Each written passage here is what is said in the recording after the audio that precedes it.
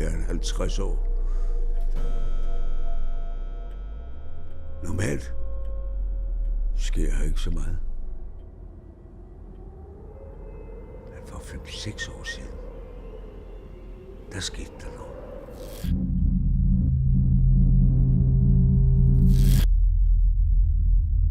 I starten var det bare en dyb lyd.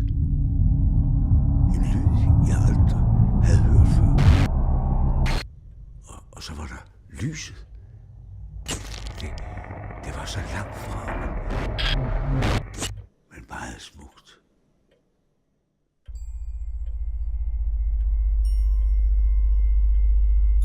Jeg noterede datoen.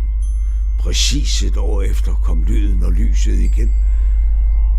Og så blev jeg nysgerrig. I årene efter skete det igen og igen.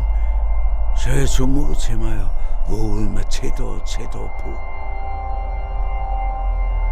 Og det jeg så blev større og større.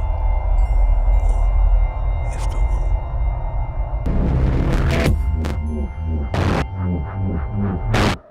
Det her er det tætteste, jeg har været på. Jeg kan mærke lyden i mit bryst.